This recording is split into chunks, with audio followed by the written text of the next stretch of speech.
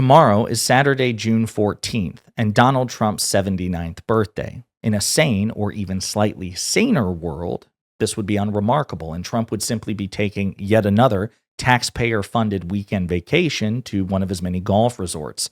Instead, he's choosing to put the country through something exponentially more expensive in terms of taxpayer dollars and something substantially more dangerous, something unprecedented, a military birthday parade for himself.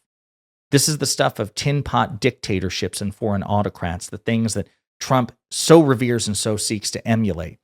It's so bad that Republican lawmakers, by and large, are skipping this parade, and at least one Republican senator is publicly condemning it. There are also massive protests scheduled against it. We're going to talk about that. But before we do, if you end up liking this video and you want to support the channel, please be sure to hit the like, subscribe, and alert bells before you go. All right, friends, I'm going to play some footage here of uniformed members of the United States Armed Services rehearsing for Donald Trump's military birthday parade.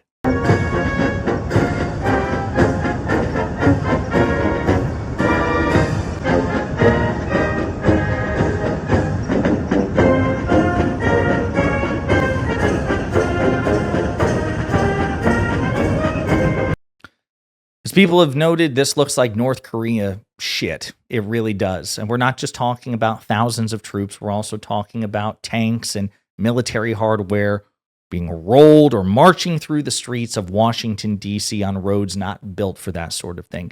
Democratic Congressman Jim McGovern called the Republicans out for their cultishness and fiscal hypocrisy about this parade. So please do not come down here and pretend like this is a serious attempt to cut funding. If you want to go after waste and save taxpayer money, count me in. Count me in. You know, I wish my Republican friends would express some concern about the fact that their president is spending maybe up to $40 million for a parade of military tanks on his birthday. I mean, really? We're cutting money to save lives in this rescission package, but $40 million plus, no big deal, as long as Donald Trump is happy. Yeah, basically. I mean, with a little twist, right? Because the truth is, I think deep down, most of these Republican lawmakers probably find this fucking gross, and many of them are reportedly not attending. Only one that I'm aware of has had the fortitude to publicly criticize the optics of this and the expense. Here is Kentucky Senator Rand Paul. Your thoughts on the parade that's going to take place? Some Democrats are saying it's a waste of money. Yeah. Never been a big fan of goose-stepping soldiers in big tanks and missiles rolling down the street. So if you ask me, I wouldn't have done it. I'm not sure what the actual expense of it is, but I'm not really, we were always different than, the images you saw of the Soviet Union and North Korea. We were proud not to be that. And I'm not proposing that that's the image people want to project, but I'm worried about the image, that it isn't necessarily the best image to show. I mean, I wish he were more forceful of that, but that's the best that Republicans can find themselves doing publicly. Again, as people know, GOP senators break ranks on Trump's military parade. One compares it to North Korea. Again, that is Rand Paul. Let's see here. There was another one mentioned. Senator John Kennedy of Louisiana, another Republican who advocates for spending cuts, told reporters on Capitol Hill Tuesday in reaction to Trump's military parade, quote, "I wouldn't spend the money if it were me," according to Griffin. Quote, "The United States of America is the most powerful country in all of human history. We're a lion, and a lion doesn't have to tell you it's a lion. Everyone else in the jungle knows, and we're a lion. I would save the money, but if the president wants to have a parade, he's the president, and I'm not." Now, that's substantially more feckless than what we heard from Rand Paul. John Kennedy, I'm just trying to imagine if it were Barack Obama or Joe Biden or Bill Clinton or Hillary Clinton or Kamala Harris, if it were a Democrat having a military parade on their birthday at a time they were also campaigning on fiscal responsibility. I imagine if that's how John Kennedy would react, he would probably be a bit more vociferous and outspoken, but these people are unprincipled, hypocritical losers. The article notes that other GOP senators have also questioned the cost of the parade, including Senate Armed Services Committee Chair Roger Wicker of Mississippi and Senate Appropriations Chair Susan Collins of Maine. Still, their comments haven't gone as far as Paul's and Kennedy's. Republican Senator Ron Johnson, a Wisconsin fiscal hawk, told Politico in an article published last Thursday, quote, "If it costs money, I won't go." Well, it is going to cost money, asshole. Obviously, again, estimates are at least approximately $40 million. Not even Republicans want to go to Trump's goose-stepping parade. Most GOP lawmakers plan to skip Trump's big parade. Politico surveyed 50 Hill Republicans.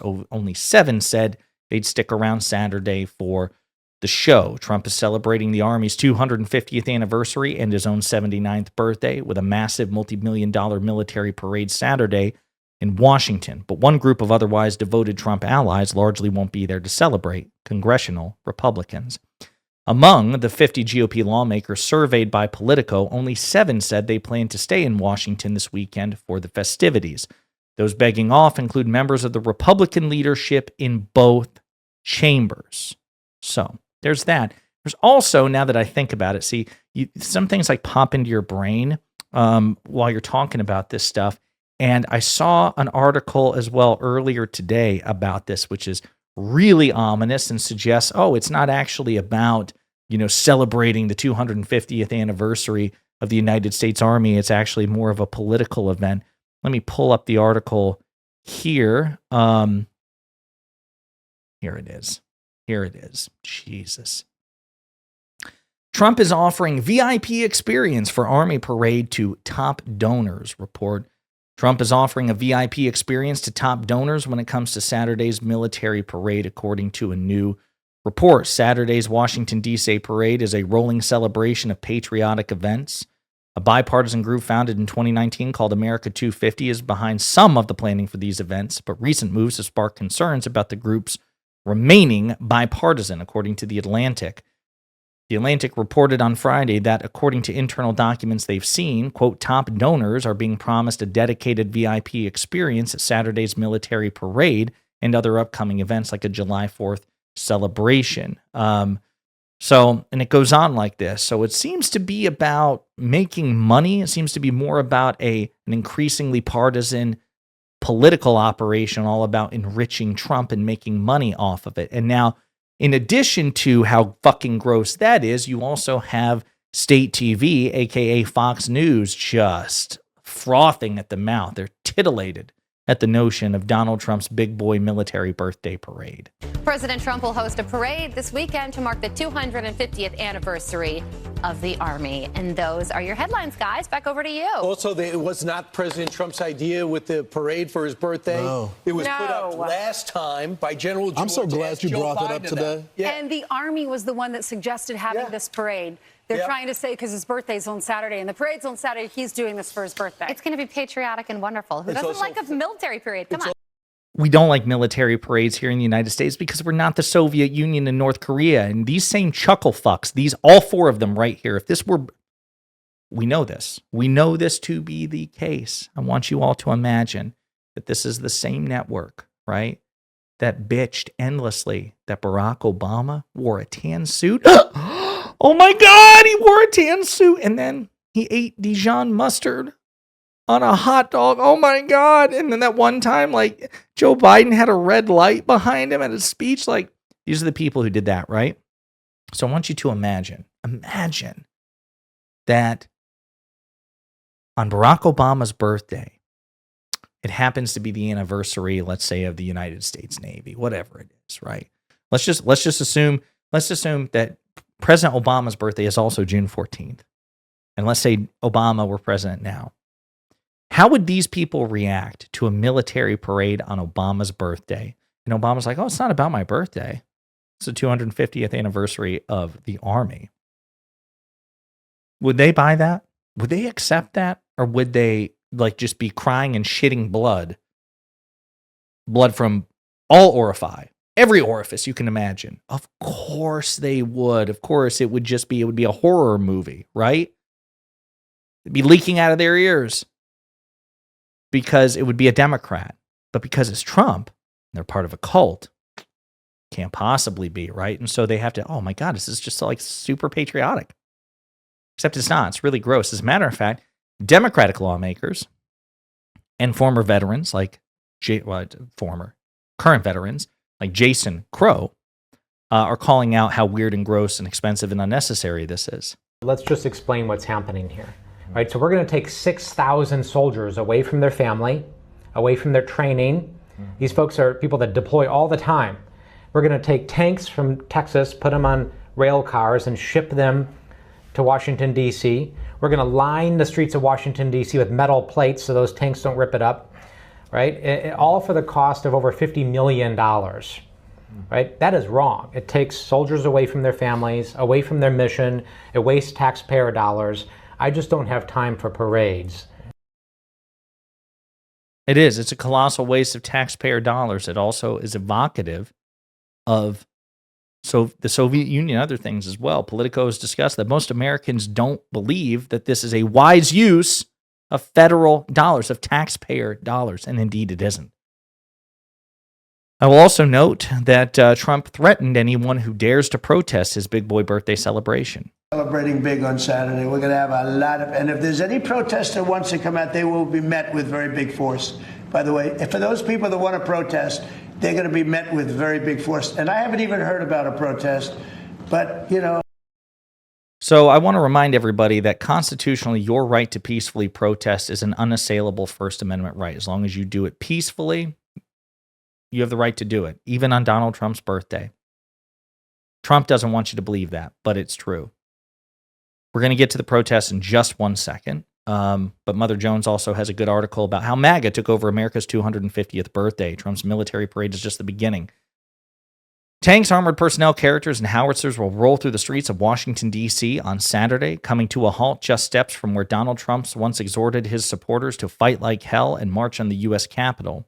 But the president's grand military parade has something else in common with the election integrity rally that preceded the January 6th insurrection. It's being organized by some of the same political operatives. The permit application for the parade, which celebrates the 250th anniversary of the U.S. Army and conveniently coincides with Trump's own birthday, lists former Trump aide Megan Powers as a point of contact. Powers, the document says, is the general contractor for America250.org, Inc., the nonprofit helping organize the publicly funded multi-year America 250 commemoration, of the country's semi-quincentennial. Nice. I've never seen that word before. That's cool.